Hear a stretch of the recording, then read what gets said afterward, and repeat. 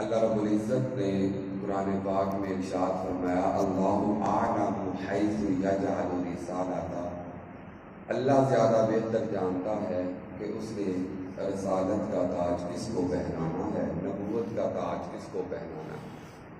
حضور صلی اللہ علیہ وسلم کائنات میں سے افضل ہیں، اس وجہ سے نبوت کی سرداری، رسالت کی سرتاجی کا تاج بھی اللہ رب العزت نے حضور کے سر پہ سجایا اور نبوت کا دروازہ بند کر دیا، نبوت کا سلسلہ حضور پہ مکمل کر دیا۔ لیکن نبی پاک صلی اللہ علیہ وسلم کے بعد کچھ لوگوں نے نبوت کے جھوٹے دعوے کیے، ان کی طرف حضور صلی اللہ علیہ وسلم نے خود ہی ارشاد فرمایا تھا۔ نبی پاک صلی اللہ علیہ وسلم نے ارشاد فرمایا اِنَّا سَيَكُونُ فِي أُمَّتِي كَذَّابُونَ ثَلَاثُونَ، میرے بعد 30 جھوٹے ہوں گے، كُلُّهُمْ يَزْعُمُ أَنَّهُ نَبِيٌّ، ہر بندہ گمان کرے گا کہ وہ نبی ہے، لیکن یاد رکھنا انا خاتم النبیین لا نبی بعدی، میں آخری نبی ہوں، میرے بعد اللہ نے نبوت کا دروازہ بند کر دیا ہے، میرے بعد کوئی نبی نہیں ہوگا۔ تو جس طریقے سے مسیلمہ کذاب، اسود انسی، سجاب بنت حارث، اس طریقے سے مختلف لوگوں نے مختلف وقتوں میں نبوت کا دعویٰ کیا، ایک بہت بڑا فتنہ جو ہمارے برے صغیر میں پایا گیا، اور آج بھی جس کے ماننے والے جو ہے نا وہ جگہ جگہ پہ موجود ہیں، وہ بڑا فتنہ مرزا غلام احمد قادیانی کا فتنہ۔ اس فتنے کے بارے میں اس کی تاریخ کے بارے میں چند چیزیں میں ذکر کروں گا کہ غلام احمد قادیانی یہ مغل برادری سے تعلق رکھتا تھا، والد کا نام اس کا غلام مرتضیٰ تھا، والدہ کا نام چراغ بی بی تھا، لیکن گھسیٹی کے نام سے وہ مشہور اور جانی جاتی ہے۔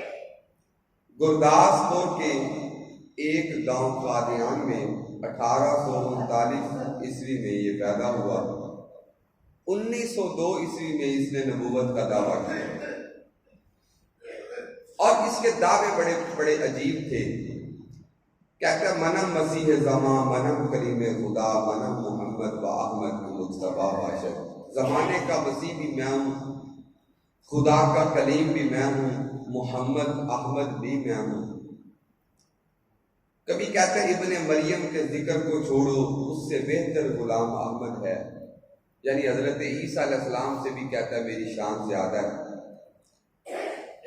اور پھر بڑے بڑے غلیظ قسم کے دعوے کرتا ہے۔ کہتا ہے میں مریم تھی، میں خود مریم تھی، پھر مجھ میں روح پھونکی گئی، میں حاملہ ہو گئی، 10 مہینے بعد عیسیٰ پیدا ہوئے، اور وہ جو عیسیٰ پیدا ہوئے وہ بھی میں ہوں، مریم بھی میں تھی، روح بھی مجھ میں پھونکی گئی، پھر میں حاملہ ہو گئی، پھر بچہ پیدا ہوا، وہ جو بچہ پیدا ہوا اس کا نام عیسیٰ ہے، اور وہ بھی میں ہی ہوں، مریم بھی میں ہوں، عیسیٰ بھی میں ہوں۔ ایسے ایسے دعوے تھے کہ جو انسان کی جو تھوڑی سی بھی سمجھ رکھتا ہو نا تو وہ بھی اس بات کو سمجھتا ہے کہ یار یہ کسی پاگل کی باتیں ہیں، یہ تو انسانیت کے درجے کے لائق بھی نہیں ہے جس کو لوگ نبی مانے بیٹھے ہیں۔ کبھی کہتے ہیں قرآن میں آیا محمد الرسول اللہ والذین معہ اشداء علی الکفار رحماء بینہم، اس آیت میں جو نام محمد آیا وہ بھی میں ہوں۔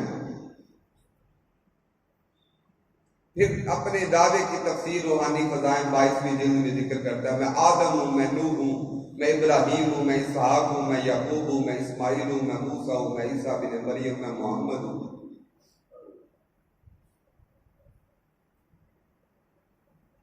شہرت کا بھوکا ہندو جس وقت اپنے کسی کرسچن کے آنے کا انتظار کر رہے تھے تو ہندوؤں سے یہ بندہ کہتا ہے جو تم کرسچن کے آنے کا انتظار کر رہے ہو وہ کرسچن بھی میں ہوں۔ کبھی کہتا اللہ نے مجھے بھیجا اس صدی میں تاکہ دین کی تجدید کروں، نیا دین کر دوں۔ میں مسیح موعود ہوں، میں مہدی موعود ہوں، عیسیٰ بھی میں ہوں، امام مہدی بھی میں ہوں۔ تو بہرحال اس قسم کے اس نے دعوے کر رکھے تھے، حالانکہ حضور صلی اللہ علیہ وسلم نے حضرت امام مہدی کے بارے میں واضح طور پہ، جو اس کا زیادہ دعویٰ تھا مہدی موعود کا، تو وہ حضرت امام مہدی کے بارے میں جو حضور نے باتیں بتائی، حضور نے فرمایا من اطرت من اولاد فاطمہ، یاد رکھنا وہ برادری مغل سے نہیں ہوگا، بلکہ وہ امام مہدی سادات گھرانے سے ہوگا اور میری فاطمہ کی اولاد ہوگا۔ سادات گھرانے سے میری فاطمہ کی اولاد، اور بڑی نشانی مصطفیٰ نے بیان کر دی۔ حضور نے فرمایا اگرچہ دنیا کا صرف ایک دن بھی رہ جائے، ابو داؤد ترمذی شریف کی حدیث ہے، الا یوم لتقبل اللہ ذلک اليوم، اللہ اس ایک دن کو بھی لمبا کر دے گا، حتی یبعث رجلا منی اور من اہل بیتی۔ حضور نے فرمایا اللہ تعالیٰ ایک بندے کو بھیجے گا جو میری اہل بیت سے ہوگا، یبادل اسم اسمی و اسم ابی اسم ابی۔ حضور نے فرمایا لوگوں یاد رکھنا اس کا نام میرے نام پہ ہوگا اور اس کے باپ کا نام میرے باپ کے نام پہ ہوگا، یعنی حضرت امام مہدی کا نام محمد ہوگا اور ان کے والد کا نام عبداللہ ہوگا۔ لیکن یہ جو مرزا غلام احمد ہے تو اس کے باپ کا تو نام غلام مرتضیٰ ہے اور آپ اس کا نام غلام احمد ہے۔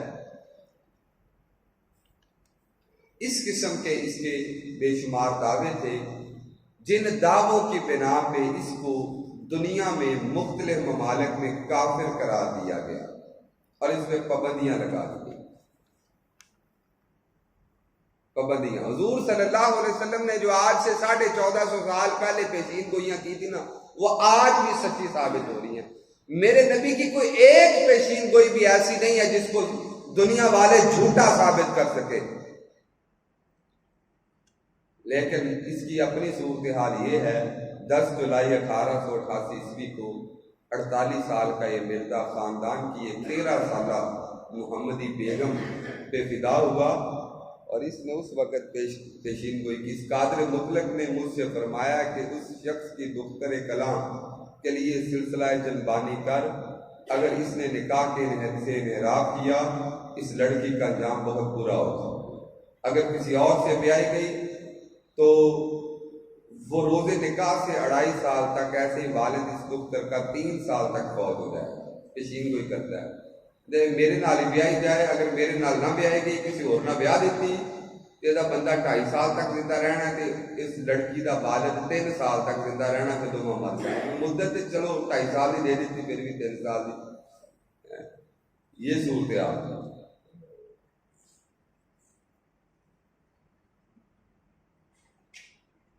پھر ان دنوں زیادہ تصریح اور تفصیل کے لیے بار بار توجہ کی گئی تو معلوم ہوا کہ خدا تعالیٰ نے مقرر کر رکھا ہے کہ مکتوب علیہ کے دختر کلام کو ہر ایک ماں نے دور کرنے کے بعد اسی عاجز کے نکاح میں لائے گا۔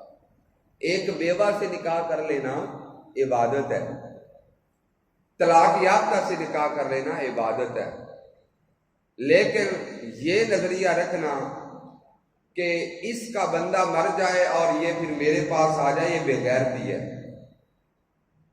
یہ عبادت نہیں، یہ بے غیرتی ہے۔ تو اس نے جو پیشین گوئی کی تھی، اس نے کہا اللہ نے مجھے کہہ دیا ہے کہ جتنی بھی رکاوٹیں آئیں گی اس کی شادی ہو بھی جائے، بندہ مار کے اس کو تیرے نکاح میں واپس لے آئیں۔